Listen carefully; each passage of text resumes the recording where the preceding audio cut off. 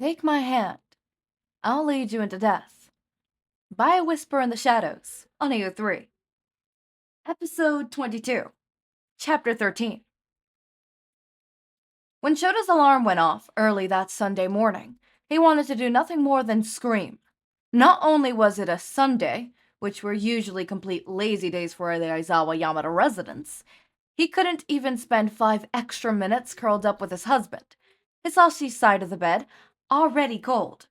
He groaned loudly into his pillow before hauling himself up, throwing on a dressing gown as he went on. Why were houses always so cold in the mornings? They were in summer. It shouldn't be cold. He continued grumbling to himself as he went to the kitchen. He praised every god who had let Hizashi into his life when he found the coffee pot full and steaming. He tossed back his first cup, appreciating the burning in his throat and bones. After pouring himself another, he turned to head to the living room, but abruptly stopped as he recognized how quiet everything was. From years of working with children, Shouta had come to learn that silence was never a good sign. He cursed himself for not putting his scarf on. Slowly he approached the living area, only to freeze again at the sight of his husband and daughter watching something from over the couch, giggling to each other. Shouta continued with caution and was about to ask what they were doing when he saw what had them so intrigued. Izuku was sitting, with his legs crisscross applesauce, on the living room floor, his attention focused solely on the beast in front of him. Pumpkin, in all her orange glory, sat, staring right back, with one of their heads tilted. So did the other. It was pretty adorable. Shouta snorted to himself, as the thought of calling the Grim Reaper adorable, and what him from a year ago would have thought. He's been sat there for 5 minutes, his husband whispered, kissing him on the temple. I don't know where the other two are. I think they sent Pumpkin out to investigate. Shouta snorted again at that, bidding his daughter a good morning as she squeezed him, before running to the kitchen as the timer went off. Oh, maybe Cat. The only thing Cat would be doing is hiding to plot our demise. I thought Cat was your baby. His husband laughed airily. Shouta smiled slightly. He is. That doesn't make him any less evil. Hizashi laughed all the way to the kitchen, saying something about breakfast being almost ready. Shouta watched Izuku from afar for another minute before he walked over in his line of sight, sitting on the sofa. Even then, the boy's attention remained on the cat. Very slowly, Izuku reached a hand out to pet her. She lifted her paw as well, batting at his hand and hissing slightly. Shouta barely contained his laughter when Izuku hissed right back. Apparently, Pumpkin didn't know what to do with this information either, dropping her paw and letting the boy pat her head gently. She purred as he scratched behind her ear. Shouta couldn't help the fond look he gave Izuku as his eyes brightened slightly. After a minute, she got bored, shaking her fur out and prancing away. Shouta did laugh slightly at the disappointed look on Izuku's face as he watched her leave. Izuku's eyes flickered to Shouta in surprise, only just noticing him. Before the boy could curl back into a shell, Shouta spoke gently, hand out, encouraging him up. Don't worry. He'll come back. Now come on, breakfast. Izuku didn't take his hand, which he wasn't surprised or offended by. Swiftly, he turned and walked back to the dining table, Izuku following hesitantly behind. Shouta frowned when he noticed Izuku limping slightly. They'd have to make a stop to Chio to make sure everything in his recovery was going okay. When they all had sat down, Hizashi placed the bowl of rice and eggs in front of Izuku, smiling gently at him. Shouta had visited the doctors the day before, and they had told him that there shouldn't be a problem with Izuku eating, that all his vitals seemed okay, and though he was a little underweight, there was no other sign of malnourishment. They weren't sure why that was exactly, though. They suspected it had to do with a quirk, or whatever injections Izuku had mentioned. Still, they wanted to ease him into eating as a precaution, his body still not being used to it. It had only been a couple of days since Izuku moved in with them, yet Shouta still couldn't get used to the sight of the boy eating with the hot pink chopsticks. Every time, when he initially picked them up, he struggled a bit, though he could see he was improving. It was sweet to see how hard he tried, though any enjoyment in the moment was always wiped away at the memory of why he couldn't use them. Or rather, how they didn't exactly know why. Izuku had just managed to get a hang of the chopsticks again when a new presence arrived at the table. Shouta and Hizashi stared in shock at Cat, the most people-hating animal on the planet, as he curled up in Izuku's lap, purring. It took Shouta months to get the animal to even take food from him, and now he was still the only one he barely tolerated.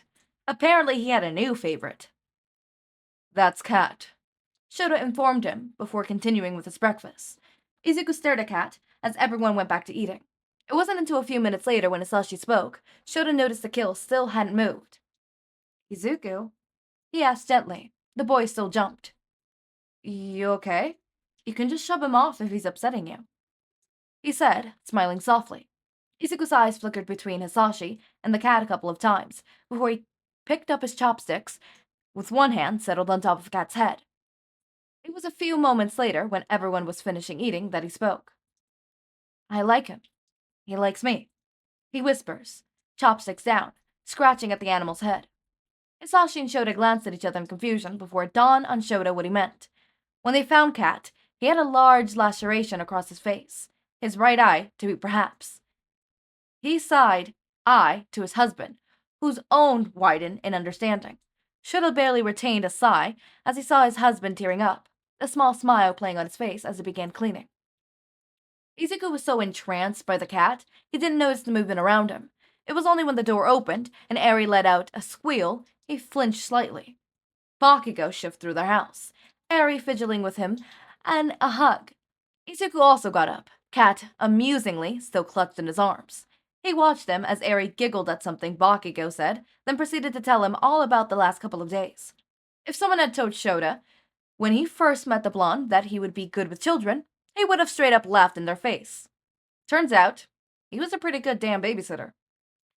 Shouta observed as Izuku went from visibly perking up at the sight of Bakugou to watching him hold Eri in his arms, brows furrowed when he stood a little away from them.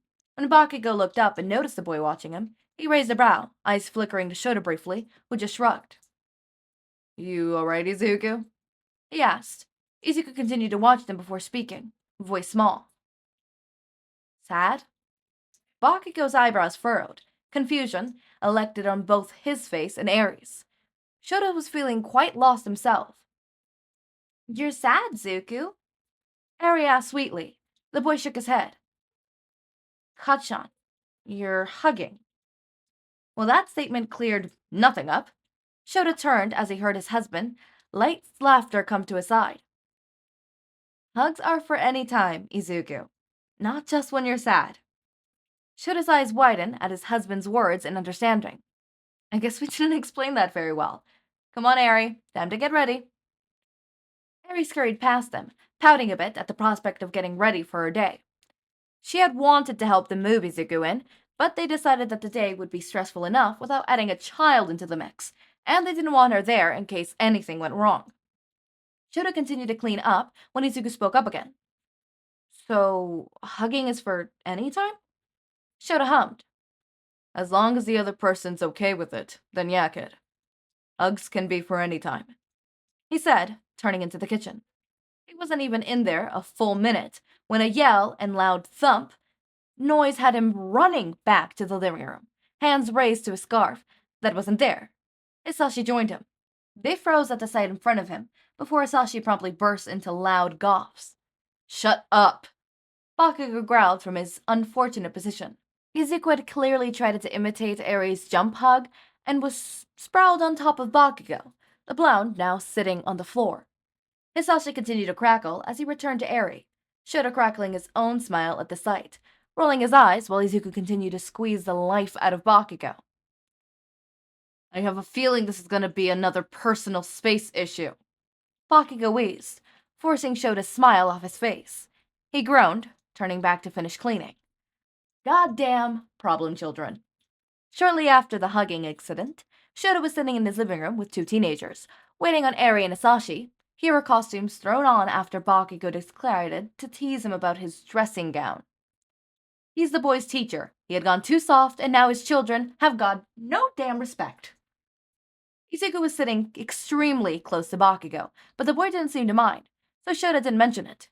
He just knew it would be something to watch out for with other people. Cat was back in Izuku's lap, Oboe and Pumpkin also making an appearance, moving between the three of them. Finally, Eri came out skipping, followed by his husband. She went to him first, pinky out. "I'll see you later," she whispered.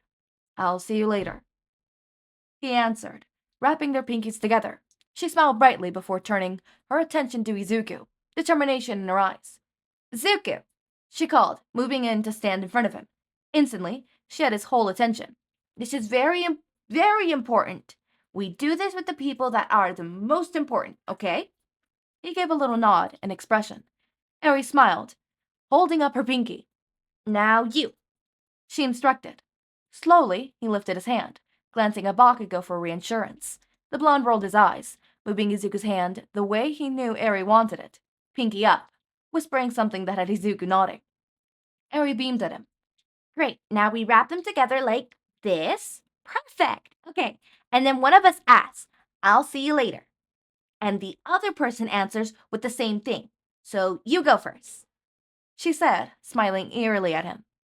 Shouta and Hizashi watched in amusement as she squeezed his pinky with hers, his face watching her with the utmost confusion. Bakugou was clearly trying to stop himself from laughing as he leaned towards the other boy, whispering something again. "I'll see you later," Izuku eventually questioned quietly. Eri squealed with joy, giggling madly. "I'll see you later," she exclaimed, before taking her pinky back and doing the same with Bakugou. Before she left to go with Hizashi, she turned back to Bakugou, a serious expression on her face. "That's a pinky promise. It is the most important of promises, so you can never, ever break it. 'Kay? It means that we will always come back to each other. Even if something happens, it means we are always with each other. And we do it for the people we think are special to show we won't ever leave them, even if we are far away." She smiled for the final time, before leaving. Shouta got up, announcing that they also had to leave before freezing. Izuku was staring at his pinky, expression blank. Bakugou was also watching him, both unsure of the reaction they were seeing. Then Izuku did something that surprised both of them. It was slow and small. So small, if they weren't looking, they probably wouldn't have noticed it. Izuku smiled. Katsuki knew moving Izuku into UA was going to be a fucking ordeal. He was nervous as shit, running through everything that could possibly go wrong the night before and the morning. First, there was Izuku's whole trust issue thing. Then his classmates, the teachers, the other students in the school. His fucking mom would occasionally still be helping out in the infirmary. Katsuki was fucking stressed. He had never been so grateful to see the bright red hair of Kirishima in his time knowing him. Would probably never be so happy to see him again. You know how nervous Kirishima was about the whole thing. About Izuku. He had been by Katsuki's side the most during the whole ordeal. He was also the only one of Katsuki's friends who knew the whole story about Izuku from his childhood. And most of all, at least, he just hoped Izuku wouldn't terrified of him. And Shitahira was also good at hiding his nerves. They trudged up to the dorm entrance, Katsuki leading with Izuku hot on his tail and Aizawa behind them both. Shinsou was also there, waiting for them, though Katsuki knew he wouldn't stay long and was only there as moral support. Izuku didn't have much, none of them having the time to shop for him, and all his room shit being done by the school. What he did have was in a backpack, which was gripped tight to his chest as they walked, tension pooling around him in waves. The closer they got to the door, the closer Izuku got to Katsuki. Till he had one hand leaving his backpack and gripping the bottom of Katsuki's top instead. Katsuki rolled his eyes at the action, but stopped any smile from gracing his face when he saw Shitahira eyeing them, giving Katsuki a look. Instead, his lips curled as he glared at the boy, who merely smiled at him. "Shitahira, eye bags," he grumbled, stopping just before them. Shinsou nodded in agreement, even though Kirishima was smiling widely. There was an obvious tension in the air. Katsuki turned slightly to the boy behind him, who had his attention fully focused on the two boys. Katsuki could tell he was watching Kirishima, the newcomer, more closely, though his eyes occasionally moved to Shinsou. Katsuki sighed as the grip on his shirt tightened. "Izuku, you've already met Shinsou, but this is Kirishima." The redhead beamed at the use of his actual name in the introduction, while Katsuki rolled his eyes. Shitty hair. This is Midoriya Izuku. Kirishima went to put his hand out, but stopped at the last moment, his smile fading slightly at the step back Izuku took, still gripping Katsuki. The kind-hearted idiot took it in stride, however, stepping back away from Izuku's space, smiled plastered strongly again. Hey, Midoriya, it's nice to meet you.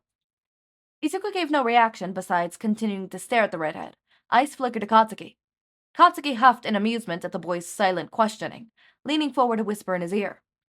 Kirishima's safe. He's good people, he said quietly, enough for only Izuku to hear. The young boy nodded slightly before turning his attention back to Kirishima. Hello, he breathed, stepping out a little from Katsuki, grip still strong on his shirt, though clearly confused, eyes dancing between all parties. Shitty hair still smiled brightly. Hello, he answered good-naturedly. Kirishima rolled his eyes at his idiot friend, turning to Aizawa as he cleared his throat behind him. Now that, whatever that was, is out of the way, let's move on. I'd rather not spend the day standing outside. He grumbled, pushing past them into the building, ruffling Eyebag's hair as he went, much to his annoyance. Shinsou awkwardly coughed as the attention moved to him, scuffing on his feet. I'm here if you need me. Just, shout or whatever. He mumbled, giving them a small nod. Welcome to UA, Midoriya. With that final statement, he turned on his heels and fled into the building, probably in search of Dunceface. Katsuki let his eyes roll again, knowing it definitely was going to be one of those days where everyone was just fucking awkward and weird and pissing him off. He sighed heavily before pulling Izuku along past Kirishima and after their teacher. Fucking hobo-sensei's right. Let's get this damn day over with, he grumbled. He had taken a few steps, Izuku trailing close behind him, when he noticed Kirishima still had to move. Shitty hair. You fucking coming or not, idiot? He snapped, the other boy jumping to attention. Yeah, sorry, bro. He laughed awkwardly, jogging after them. Kirishima refrained from rolling his eyes again, grumbling under his breath as he pulled Izuku to follow him, the redhead coming up next to them. They walked towards Izuku's dorm, though the thankfully empty common area, in silence until the boy decided to voice his opinion. I like his hair, he whispered, looking at the red spikes. Both boys froze suddenly, Izuku bumping into them. They both turned to Izuku, and Katsuki raised his eyebrow in question. Izuku hadn't recognized how they were both looking at him, simply watching them, looking around occasionally at their surroundings. After a moment of bewildered silence, he spoke again. The red. It's a good red. Katsuki blinked a couple of times at the boy in front of him. When he looked at Kirishima, he also looked like he was barely processing what Izuku had said. Then the slight blush dusted his cheeks as he smiled, scratching the back of his neck. Geez, that's so manly, man. He laughed. Katsuki huffed, dragging Izuku away from the idiot, mutterings of, he likes my hair. Following in their footsteps, Izuku remained oblivious to the reaction he had caused, simply following obediently behind the blonde. When they finally got to the room, Aizawa was waiting inside, arms crossed as he leaned on Izuku's desk. He raised an eyebrow at the expression on the boys' faces. One grumpy, one ecstatic. Katsuki grumbled, pushing Izuku to put his bag on the bed and open the wardrobe. He likes my hair, Kirishima exclaimed enthusiastically, rocking back and forth on his heels. Aizawa blinked at him incredulously before shaking his head and turning to Katsuki. I've asked your classmates to gather in the sitting room in 20 minutes. That should be enough time to get Izuku settled. More than enough time, Katsuki couldn't help but think as Izuku was putting the few things he had in the wardrobe. We're still unsure about how they will react, but they know the rules. Just be patient to keep an eye on Izuku in case he needs an escape. Your classmates are overbearing at the best of times. Aizawa finished exclaiming. Are you not staying, sensei? Kirishima asked, watching Izuku with interest as the boy handled each piece of clothing with the utmost care. Oh, I am. I just wanted you to be prepared. This is assuming you become comfortable with Izuku, Kirishima. Aizawa trailed off as Izuku held up his new red shoes to Kirishima's face, so close the other boy had to lean back. Good red. He mumbled, going back to unpacking. Katsuki barked out a laugh at the blush that rose fast on Shidehare's cheeks as he nodded to Aizawa. Yeah, he's not what I was expecting, I guess. The redhead stuttered. Aizawa sighed heavily, slouching. Yeah, well, the kid's full of surprises. Trust me, you won't get used to the feeling. He grumbled. They watched him put his final piece of clothing away, before taking a couple other things out of the bag and moving to his bathroom.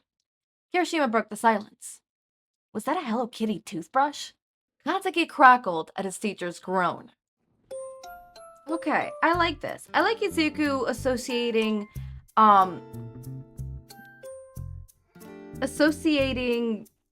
red with a good color. I'm guessing it's a specific shade of red. What is red? I wonder what specific, like, if there's even more specifics, you know? No, I mean, like, I want to know what type of specific red it is that he likes. You know, like, I need to know exactly the type of red that he likes. You know? You know? Yeah. You know, I want to know, is it like a burgundy red that he doesn't like? Because I know what Katsuki's red is, right? It's the red of his eyes. But what is the red of Papa? Ugh. What is his red? Is his red different? Is his red darker? Like, what is his red? I need to know. Like, these are the important details that I must know. It's not a I kind of want to know. It's a must. It's a I need to know. It's very important for me to know these facts. Yes. Okay. I don't have much to say other than apparently CapCut is still gone. I would not know. I have a VPN. Yeah. I'm not ever going to any other. CapCut cannot leave me, okay? CapCut has to stay. If CapCut ever leaves me, I will. Russian roulette, anybody? Okay, no, but in all seriousness, CapCut, I really like CapCut. I really like how it works. I do not like any other editing software. Every other editing software I've tried so far has absolutely made me so infuriated. I like CapCut, and we're keeping it that way, okay? We're gonna keep it that way. So, as always, my raindrops, make sure to eat, sleep, drink water, take your meds. Have a wonderful day or night. Link to my Discord server and socials and merch shop are down in the description. Subscribe to see more of my content, and thank you so much for watching.